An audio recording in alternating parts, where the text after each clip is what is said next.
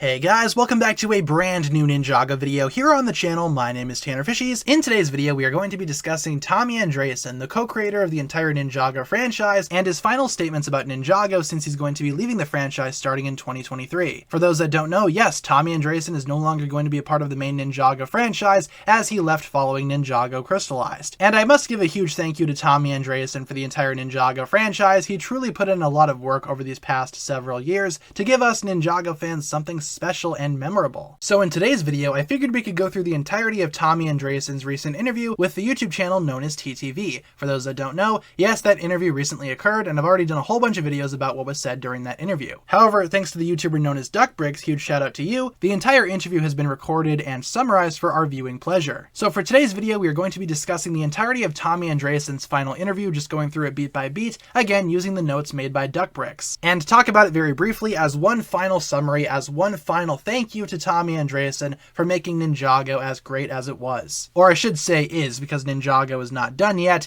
You guys know the drill. Alright guys, so here we have the actual document itself, the Ninjago Q&A, once again written up by Duckbricks. Big shout out to Duckbricks once again for putting this together. And like I said in the intro, I just want to go through this entire document, talk about things as they appear, talk about all of the talking points that were made during this interview, of course keeping each point brief, because I've already done videos on basically everything that I want to do videos on already. So starting things off, up at the top, we have the top of the Ninjago Q&A section right here. And once again, if you want to pause anything throughout the video, feel free to do so. And the document will be linked down below in the description. Keep that in mind as well. So according to Tommy Andreasen, season 11 through season 15, of course, that is Secrets of the Forbidden Spinjitzu through Crystallized. Of course, the season 15-16 debate is always active, so feel free to drop whatever you think down below in the comments. Not the main idea though. This was known as the Elemental Saga, where they go through each of the ninja and their elements and end up with Golden Power with Lloyd. And that is true when you think about it. We started with the Fire chapter with Kai, then the Ice chapter was Zane, Prime Empire was Jay, Master of the Mountain was Cole. We had a little bit of a detour with the Island with Lloyd technically, but then Seabound came back and was a Nia season, and of course Crystallized was more of a Lloyd season. It's up to LEGO designers and marketers who come up with the Focus Ninja and Rudimentary Story. Starts with the designer concept, goes through the writers back and forth, so you can see there's some, I guess, development here between the writing team and the designing team.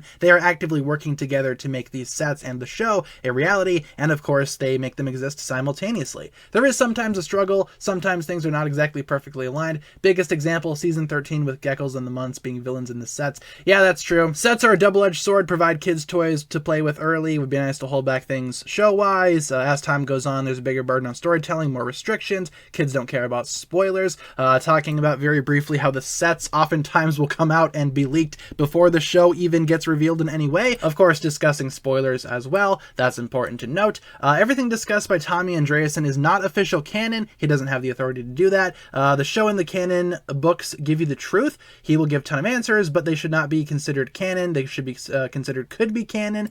Very interesting to note right there. And as I mentioned in all of my videos as well, talking about this interview, these answers are not officially canon. Again, could be canon. Keep that in mind. These were the thoughts that shaped discussions, not the overall canon.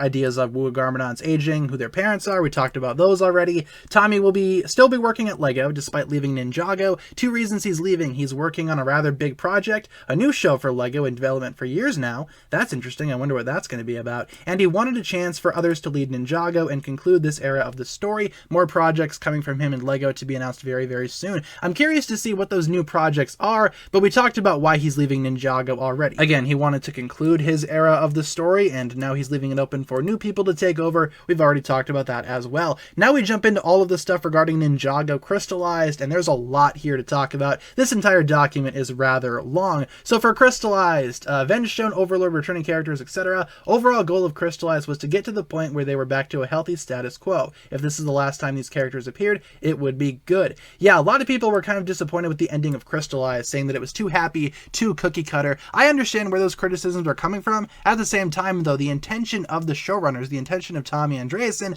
was to provide a happy ending to these characters, just in case this truly would be the end. You don't want to have the entire series end on a sour note. You want them to all be happy and all end off in a good place. I understand where he's coming from there. The usage of Inner Steel in the finale, that is Sally's song, keep that in mind. Braggy wanted to do the overture. You know, the one, the da-da-da-da-da-da-da-da, that overture that's been around since the pilots. Braggy wanted that, Braggy Shoot being one of the lead writers. Tommy Andreasen liked the song and felt it has something to say, way. Discussed with Jay Vincent, Michael Kramer, two of the composers on the show. They liked the idea of the song tying up the season to make it different than what they usually do. Tommy's choice to put on the credits. So it was Tommy's decision, Tommy Andreassen's decision, to include Sally's song in the finale, not the overture, which a lot of fans would have preferred. Myself kind of included. I don't mind Inner Steel, I don't mind Sally's song, but I feel like the overture probably would have been more representative of the entire Ninjago franchise as opposed to just Inner Steel. But hey, we understand why that decision was made and whose decision it was to make. The Overlord. The crystals have no explanation lore-wise. We found that out the hard way. They had to come up with a cool look for the Overlord faction for this season and decided it looked cool between them and the designers. So the crystals themselves,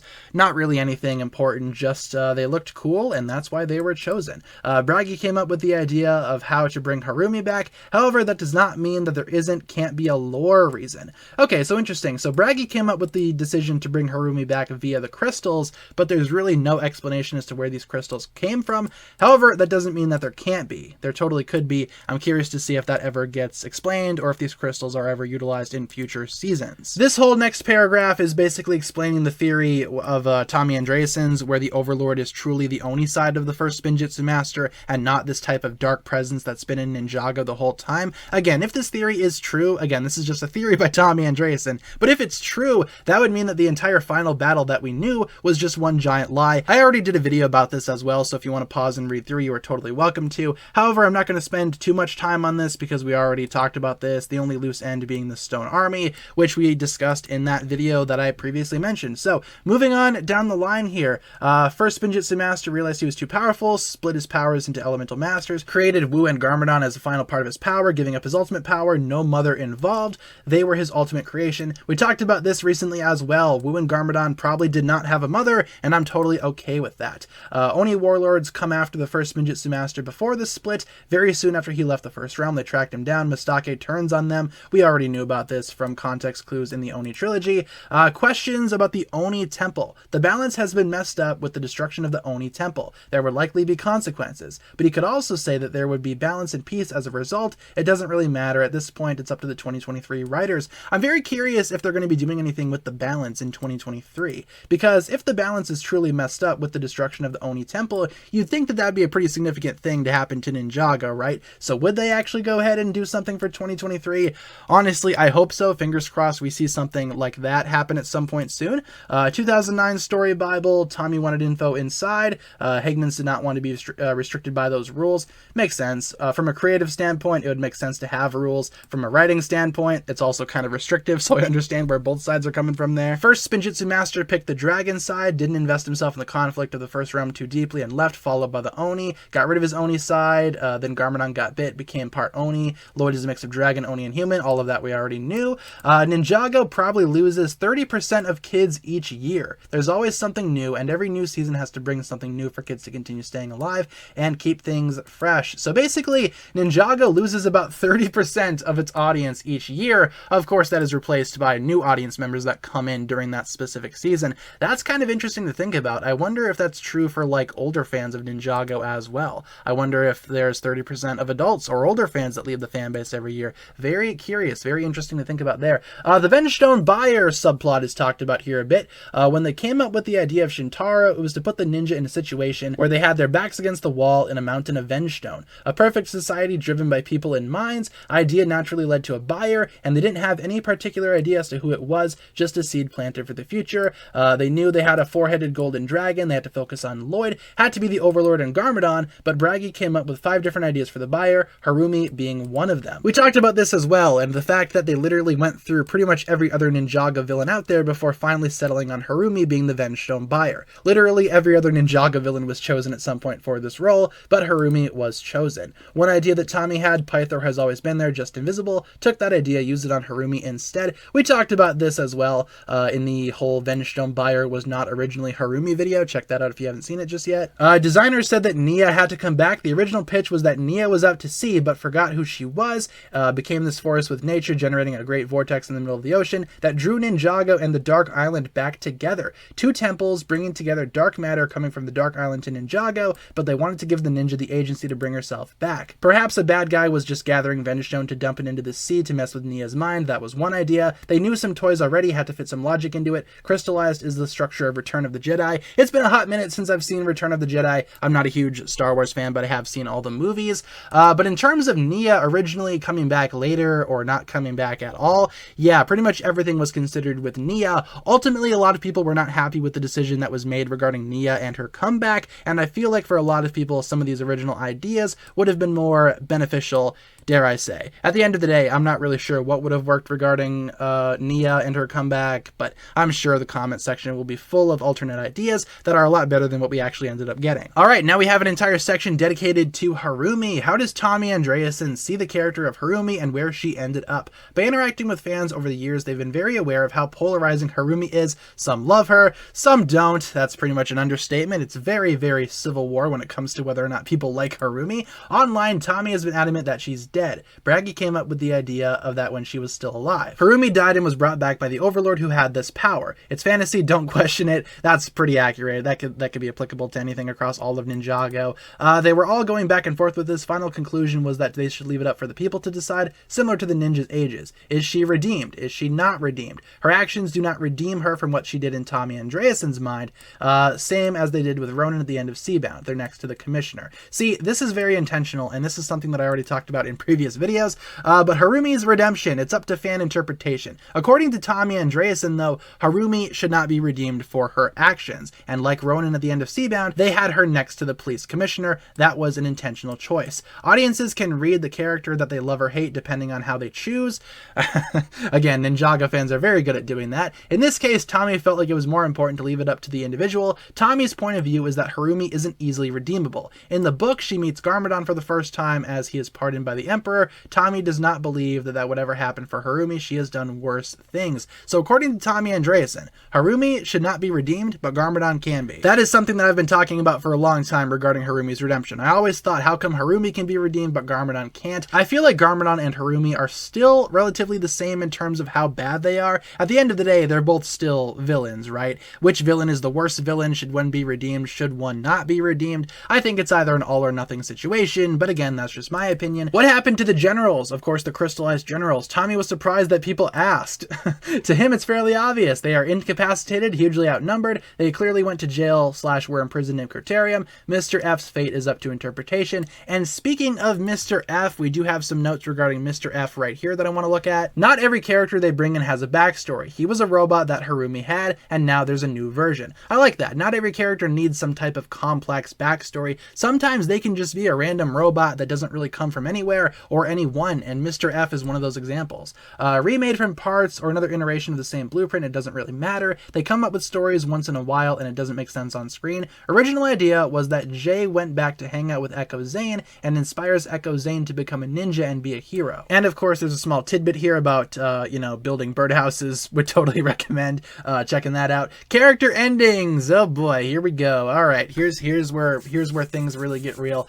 Tommy liked the whole Lloyd and Garmadon relationship. Theme of Crystallize was about coming together. Had to be more about Ninjago as a whole rather than individual characters. Worked in small character arcs, Skylar and Kai, Jay and Nia. Prophecy of Quanish comes in. It's about everybody together. I like how the theme was coming together, and you totally saw that as well throughout various points of the season. Like is said here, Skylar and Kai, they come together, they actually become something towards the end, at least in my opinion. Jay and Nia finally reunite after Seabound, and of course the whole prophecy, yeah, literally about every ally coming together for one big final battle. I love how that's set up right there. Again, they prioritized a happy ending as opposed to an ending of sadness and regret and tragedy. Sometimes there's practicalities with budget. Elemental Masters could not be in the final battle because they no longer had the models on hand, so keep that in mind. Each of them comes with a hefty SFX budget. You want to see them fight, say something. They were all Wilfim aspects, need to be recreated from scratch. Ran out of budget to include them, so this is a good answer as to why the Elemental Masters were not in the final battle. They simply did not have the assets nor the budget to recreate all of the models, so that's why they're not there. Keep that in mind. That was a huge complaint by a lot of people. How come the Elemental Masters weren't there?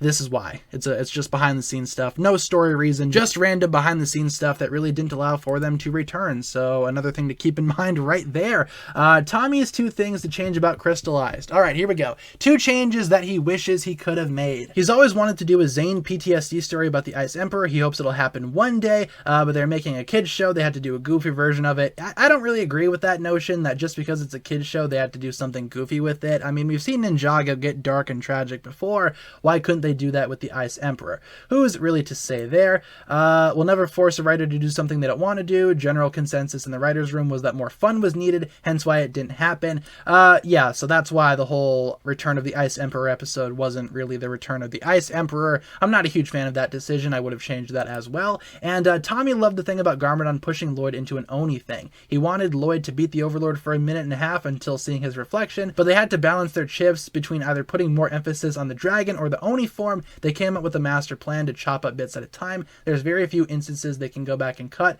because the train has left the station. So just talking more about time constraints, things that they want to include but don't have the time for. Again, Crystallized was a very large season in scale. Here's something that we talked about as well, a possible scenario for the ending of Crystallized. One scenario had Lloyd destroy the Overlord and decimate him after the death of Garmadon. He's so angry that he's lost in his Oni form, and he takes the throne of the Overlord. This is shown in the sets. Yes, indeed, we showed that in the video where we talk about this entire thing. The realm started to fall apart, the balance is completely torn up, but then Nia comes out of the ocean, they have a huge fight. Of course, that is Nia and Lloyd having a huge battle, which would have been amazing to see in my opinion, and it's up to the ninja to fight Lloyd and bring him back. Then you have the same ending. These were scenarios where Garmadon died as well, but they decided to make it nice and tidy. Again, there were scenarios where Garmadon actually did die, but like I said, they're going back to that happy ending. Definitely a good place to end in my opinion, but not ideal for everybody. That is worth noting. Corrections, i.e. Princess Vanya versus Queen. Oh yeah, sometimes Princess Vanya is called Queen Vanya, sometimes she's called Princess Vanya, sometimes Garmadon says he's resurrected from the Cursed Realm. We talked about these two. Ultimately, these don't really mean anything at the end of the day, and I think people talk about these mistakes way too often. Ninjago Crystallized is not the only season with mistakes, as much as some Ninjago fans would want you to believe. Every Ninjago season has mistakes like this. I don't know why Crystallized is getting the worst of it right now. The rat. Tommy is ashamed that he never picked up on the rat. Maybe an animator at WildBrain put it in because they liked Hunted. It could be Mistake. I don't know. It's up for later reveal fan interpretation. Original idea on Hunted is the ninja traveled back to the realm. Mistake's voice was meant to echo through it as a suggestion of where people go after death. That's interesting. So if you guys are curious as to what the rat is, it's this one right here that was seen in Ninjago Crystallized during the first couple of episodes when the ninja are trying to intercept the Venge Stone, deal or whatever. This rat was seen in the background. A lot of people were speculating as to whether or not it could have been Mistake. I think that would have been very interesting, and like Tommy Andreasen said, he kind of regrets not putting it into the season. I think that would have been a cool reveal. Like I said though, up to fan interpretation, this very well could be Mistake, or it could just be a random rat, up to your own interpretation. Then we start diving into some deep lore stuff. This is just kind of miscellaneous stuff that's part of the Ninjago world, or could be part of the Ninjago world. Again, non-canon, keep that in mind. Start with 10,000 years at the start. Maybe Wu and Garmadon are 4,000 to 5,000 years each, unclear. Yeah, how old are these characters? Who knows? Wu and Garmadon's aging in the show. Battle between brothers is within 10 years of the show starting, which makes it interesting, eh? How young they were in that and how old they are at the start of the show. Again, how does that work? No idea. It's up to you. These two guys have been in possession of the golden weapons for years. The weapons of creativity kept them alive, but now they are aging rapidly as their age is catching up with them. I do like that explanation, though I'm not really sure how that would make much sense. I feel like this is just some type of timeline debacle that should probably just be ignored. But then again, maybe the golden weapons keeping them alive and, having taken the weapons away, maybe that aged them a lot of years within 10 years. Probably, who's really to say? Alternatively, since Garmadon went into the underworld and they kept balance with each other, they started to rapidly age. I could see that being the case too. Again, there are explanations to this timeline mishap if you want an explanation to it, but I don't think either of these are considered to be canon. First realm, were there dragons of all elements? Given the right budget and scope, they'd probably have the dragons of every element. That's interesting to think about. I guess there are dragons of literally every element out there. So there's a metal dragon somewhere out there, a poison dragon, every element has a dragon. That's cool. A dragon is born without an element in the first realm until it reaches adolescence. Every dragon starts as a wind dragon, then grows into their own dragon. Neutral equals wind. No dragons of time. Okay, so there's no time dragons, but every other element has a dragon.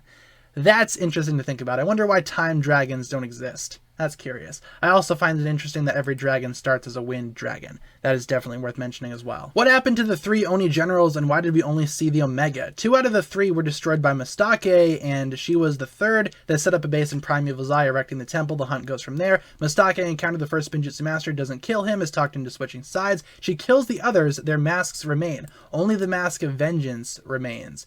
So only the Mask of Vengeance is still around in the modern day? Is that what that means? What happened to the other 2 masks? I think they got destroyed, but I might be remembering Hunted incorrectly. I don't know. I'm sure you guys will let me know down below in the comments. Was the usage of the teapot in the background a running gag or a deliberate choice? Okay, here we go. This is where all of the Nauticon stuff comes into play. We talked about this already in previous videos, where Nauticon was considered for the Crystal Council, ended up not being chosen due to how complicated that would be for the crystallized story, but the teapot is still just in the background as a running gag. Maybe that'll mean something in the future, maybe not, but ultimately it doesn't really mean anything to the Ninjago writers, nor the people that put it in the background to begin with. Serpentine in Shima. The idea when they did Legends, Legends of Shima, they made a conscious decision to not include dragons or snakes as they were reserved for Ninjago. Same with Nexo-Knights. Alright, that's understandable.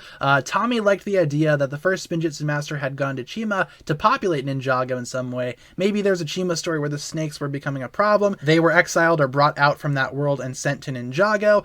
When Moro and Lloyd fell into Shima in Season 5, the Hegmans proposed, but it was canonized and the connection was started as a fun gag. So Chima was never originally going to be a realm. Like, Chima was not made with the intention of having it be a spin-off to Ninjago. Instead, they just connected them at some point down the road, just because they could. Though the Serpentine coming from Chima, that is a theory that Ninjago fans have had for years, and when you start to look into it, it does make a fair bit of sense. I've done a few videos on that a very long time ago. Be sure to check those out if you guys want to. Where do you see the Hydro Whippers from Seabound? Are they snakes or eels? According to Tommy Andreasen, they have no origin. They were here before the first Spinjitzu Master came to help the fight against Wajira. They are not serpentine, as they were here before the first Spinjitzu Master. They are eels or sea creatures. Okay, that's fair.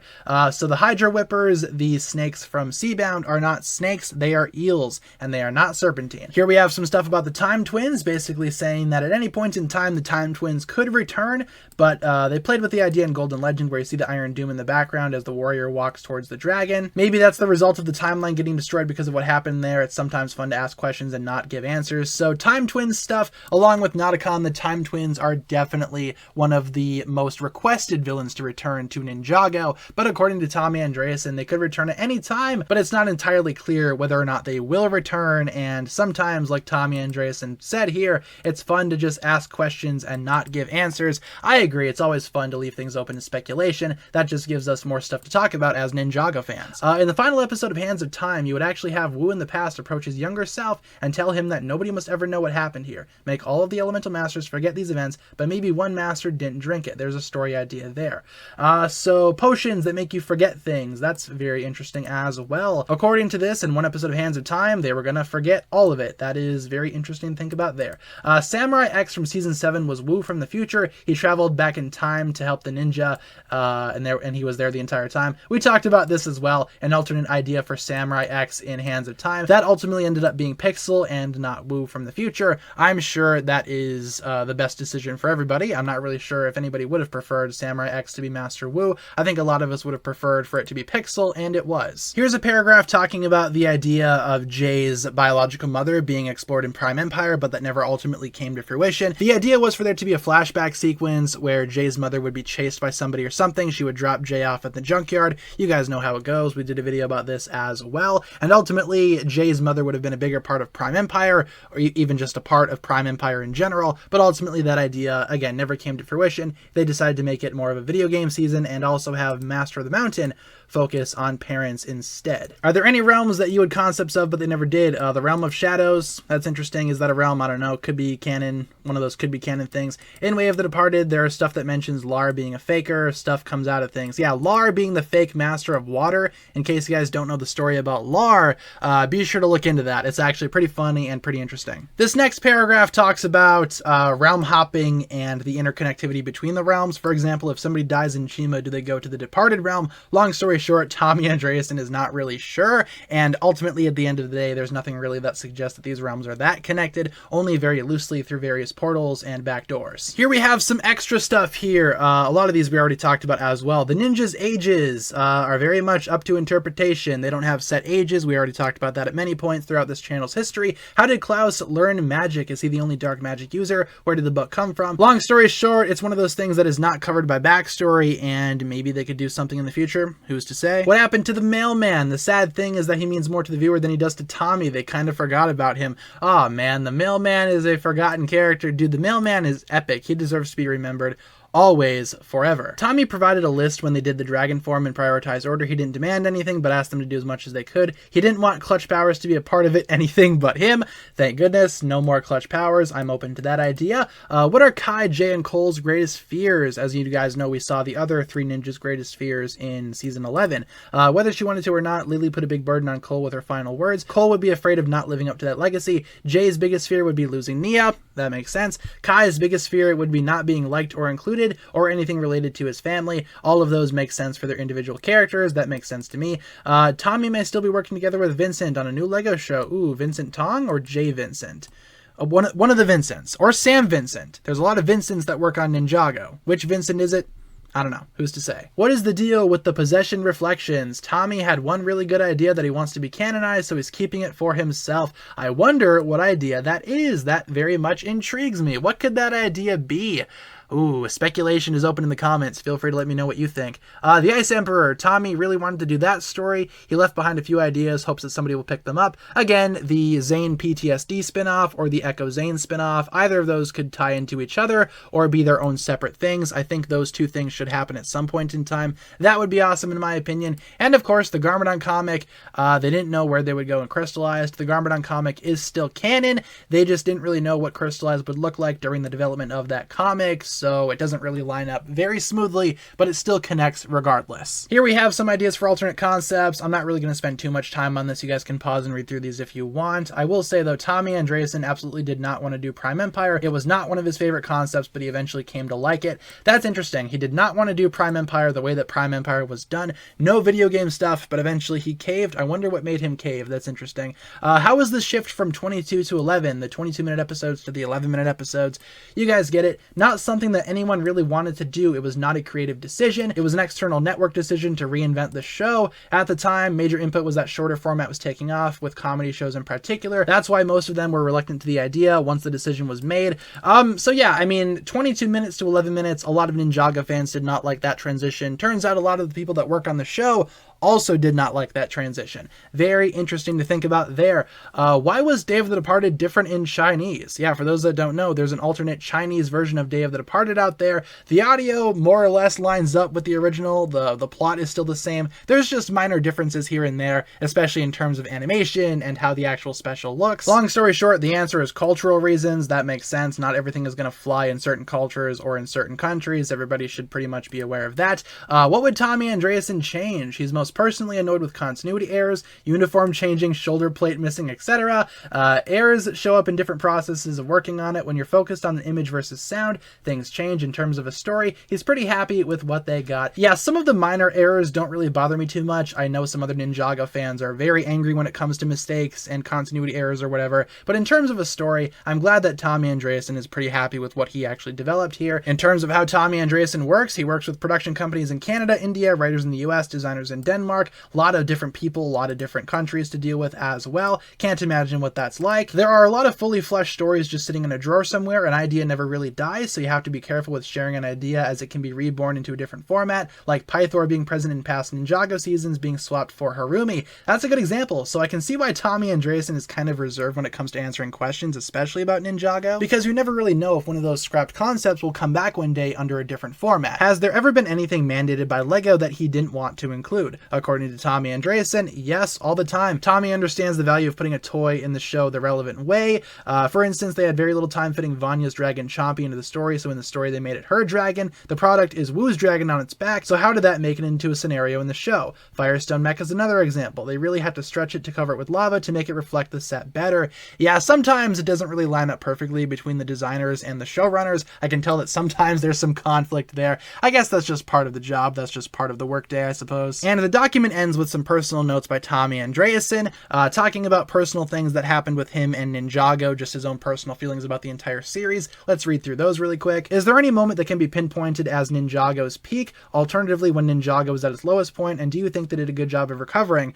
Tommy Andreasen said that Sons of Garmadon was considered to be a leap forward. Hagmans were back, looked better, yada yada yada, all that good stuff. Yeah, just talking a little bit more about why Hands of Time had so many production issues. Of course, if you guys don't know about that, that's another story to look into as well. The production issues of Hands of Time. Would highly recommend checking out that story because it's actually pretty tragic and pretty sad. What about Ninjago will Tommy miss the most? Ninjago was a chore to work on. He always spent 10% of his brain constantly thinking about what would happen. He will miss the people and the way Ninjago developed. Regardless, Tommy will want to finish his 2 books, Way of the Departed and The Splinter in the Blind Man's Eye. Those are both stories that Tommy Andreasen has been working on over on Twitter. Be sure to check those out as well. He is working on some projects which are loosely Ninjago related. It's not the main series, it's something else that's very meta, and people will either love it or be very upset about it. Different isn't bad, always give it a chance. I wonder if by this he's referring to those videos that he made recently over on the Lego channel, where he was doing drawings or whatever for Ninjago Core. I wonder if that's what he meant by that. Either way, Tommy Andreasen is not permanently gone from the Ninjago series, which is fantastic. He's still going to be around, he's still going to be a part of it, he's just not going to be front and center like he usually was